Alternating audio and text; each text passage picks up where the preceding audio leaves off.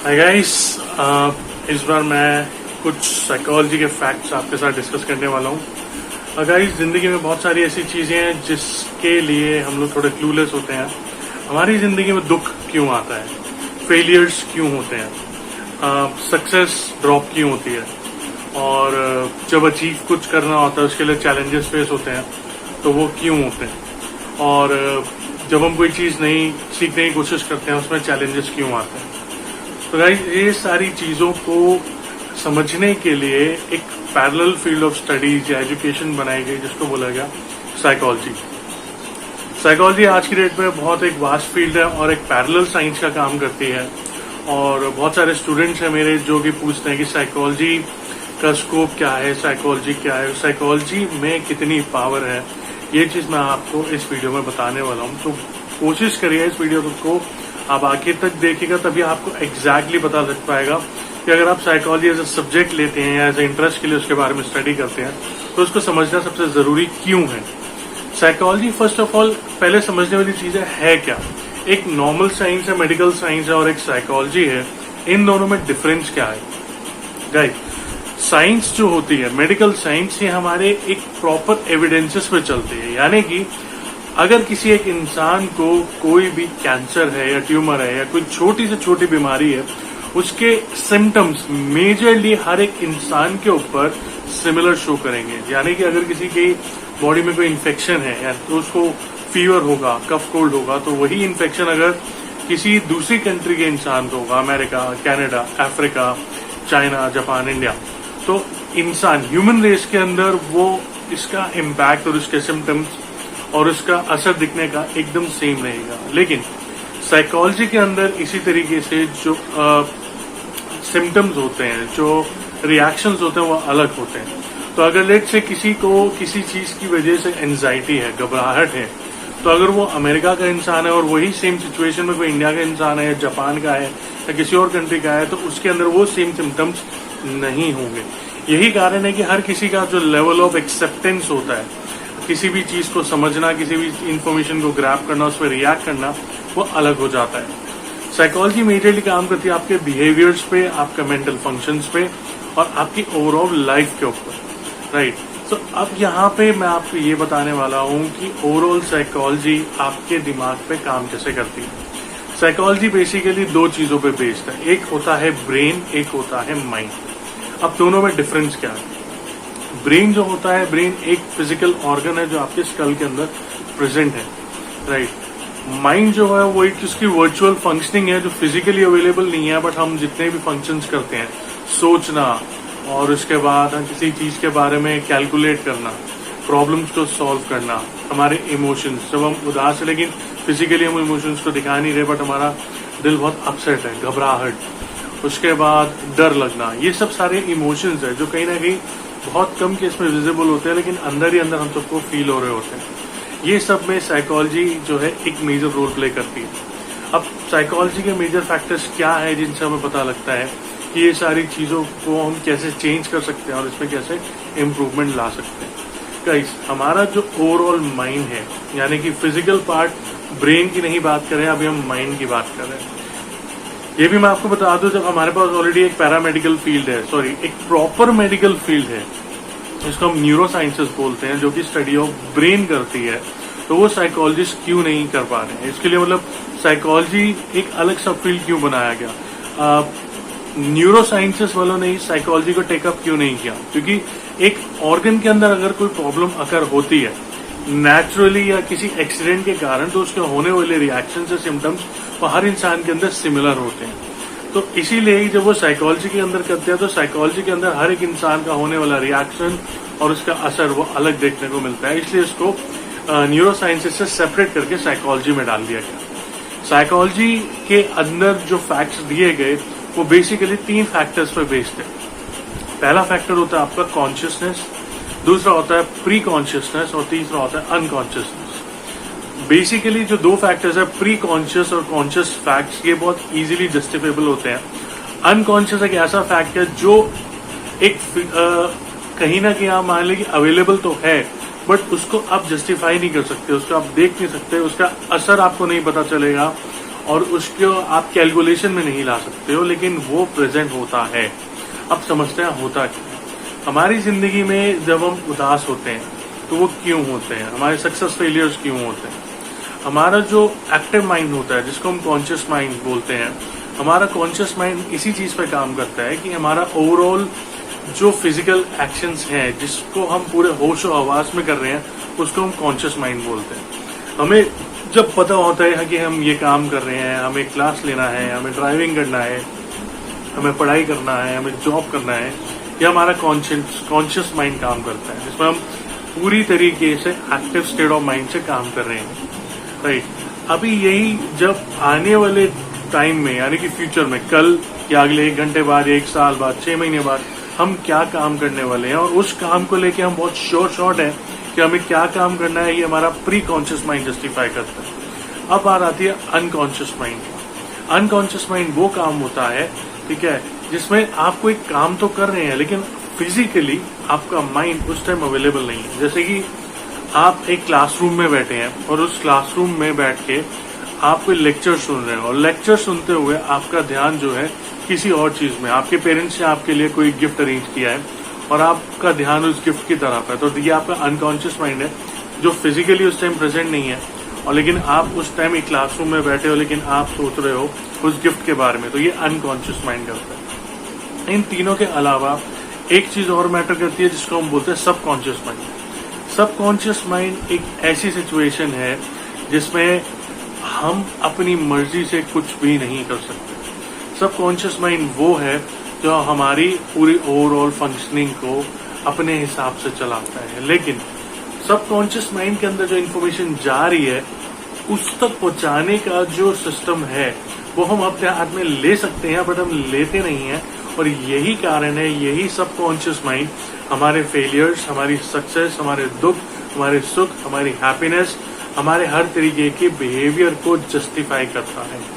तो अब यहाँ पे बात आ जाती है सबकॉन्शियस माइंड को समझा कैसे जाए। गाइस, सबकॉन्शियस माइंड एक ऐसी सिचुएशन है जब हम डेली रूटीन में अपने सारे किए हुए कामों को ये अपने दिमाग में स्टोर कर लेते हैं, तो हमारा माइंड उसको कैटेगराइजेशन में डाल लेता है, कितनी चीजें हमारे लिए प्रायोरिटी की हैं, कितनी चीजें प्रायोरिटी की नहीं है।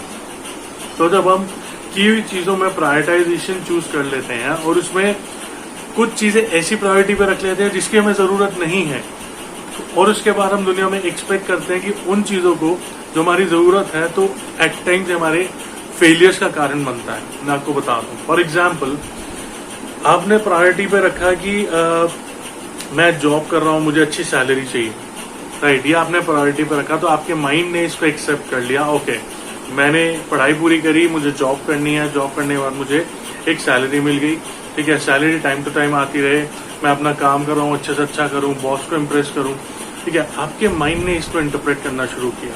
बॉस को खुश रखना है तो काम करो, 8 से 9 घंटे की ड्यूटी करनी है, काम करो, सैलरी आगे से खर्चे क्या करने हैं, ये करो। अब होता क्या है कि ऑल ऑफ सडन आपका एक दोस्त आता है, वो कहता है कि मैंने जॉब छोड़ दी है, मैंने एक बिजनेस ज्वाइन किया और बिजनेस से मुझे लाखों का फायदा हुआ, और उसके बाद मैंने एक अच्छी सी गाड़ी खरीद ली, एक अच्छा घर खरीद लिया। अब वहां पे आपका कहीं ना कहीं एक शॉकिंग सिचुएशन आ जाती है कि मैंने इतना एफर्ट दिया, उतना एफर्ट देने के बाद वही क्वालिफिकेशन, वही लेवल ऑफ माइंड, सब कुछ वही था, तो मुझे कभी ऐसा सक्सेस रेट क्यों नहीं मिला? क्योंकि आपने अपने माइंड को, यानी कि अपने सबकॉन्शियस माइंड को एक लिमिटेशन में डाल दिया। उस लिमिटेशन में डालने के बाद आपका माइंड सिर्फ उतना ही काम कर रहा है जितना आपके कॉन्शियस माइंड ने, यानी कि आपने अपने कॉन्शियस माइंड के थ्रू उसको इंस्ट्रक्ट कर दिया कि इतना ही काम करना है, उससे आगे काम नहीं करना। बड़े बड़े बिजनेसमैन जितने भी देखे, ठीक है, अंबानीज हो, रतन टाटा है, और जितनी भी बड़ी बड़ी कंपनीज के न्यू एंटरप्रेन्योर्स हैं, या फिर जो भी सीनियर रैंकिंग्स ऑफिसर्स बैठे हैं, या जो साइंटिस्ट या डिस्कवर्स करते हैं, उनका यहीं पे थोड़ा चेंज आ जाता है। वो कॉन्शियस माइंड के थ्रू अपने माइंड को कभी लिमिटेशंस में नहीं बांधते हैं। They always look for the options, हमें और जानना है, क्यूरियोसिटी रहती है, ठीक है, आउट ऑफ द बॉक्स सोचना है कि अगर हमारा बिजनेस आज इतना है, हम इसको कितना एक्सपैंड कर सकते हैं, कहीं मार्केट कैसे एक्वायर कर सकते हैं। तो जब आपका माइंड एक सिचुएशन पे लिमिटेड बाउंड नहीं होता, तो वो चैलेंजेस एक्सेप्ट करने की क्षमता रखता है। जब चैलेंजेस को धीरे धीरे एक्सेप्ट करता है तो आपका माइंड उस चीज से फाइट करना शुरू करता है, और फाइट करने के बाद आप उस चैलेंजेस को जब एक्सेप्ट करते हैं, आपके अंदर से वो जो फियर था वो डर खत्म होता है। तो ये जो डर है, ये डर अब आपको धीरे धीरे एक्सपेरिमेंट्स की तरफ लेकर जाते हैं, और आप जब उस एक्सपेरिमेंट्स को जब फॉलो अप करते हैं, वो एक्सपेरिमेंट्स धीरे धीरे आपको एक सक्सेस मॉडल की तरफ लेकर जाते हैं। मैंने बहुत अक्सर लोगों को एक बात कहते देखा है। एक मेरे सामने इंस्टेंस हुआ, एक इंसान ने एक स्पीड में जाते हुए मर्सिडीज को जाके बोला, मतलब जाते हुए अपने दोस्त को बोला कि भाई ये इसके पास तो एक अच्छी मर्सिडीज गाड़ी है और ये फ्लॉन्ट मार रहा है, तो शो ऑफ मार रहा है। अब यहाँ पे आप समझिए, अगर ये बंदा जो खुद उसके पास लेट्स एज्यूम उसके पास एक ऑल्टो गाड़ी है, तो ऑल्टो गाड़ी होते हुए उसने मर्सिडीज वाले को बोला कि ये फ्लॉन्ट मार रहा है, यानी कि उसने अपने माइंड को रिस्ट्रिक्ट कर लिया कि ये सिर्फ अमीर लोग ही कर सकते हैं, ये फ्लॉन्टिंग मार रहा है, ये शो ऑफ कर रहा है। बट उसने अपने आप को एक्सपैंड नहीं किया कि अगर तुम्हारे पास ऑल्टो है, मैं भी एक सक्सेस रेट के पॉइंट ऑफ व्यू से एक बड़ी गाड़ी को अफोर्ड कर सकता हूँ, अपने आप को ग्रो कर सकता हूँ, एक सक्सेस लेवल पे ले जा सकता हूँ। बट अपने माइंड को रिस्ट्रिक्ट करने की वजह से वो अपना सक्सेस मॉडल उसने स्लो डाउन कर दिया। अब जब एक टाइम पे आने के बाद जब तक उसको रियलाइज होगा, तब तक एज के एक ऐसे स्टेट में आ चुका होगा जहां पे स्ट्रगल करने के बावजूद भी वो सक्सेस रेट नहीं मिलेगा। यही रीजन बन जाता है आपका साइकोलॉजी के पर्सपेक्टिव से, ठीक है, आपके अंदर एक एंजाइटी क्रिएट करना।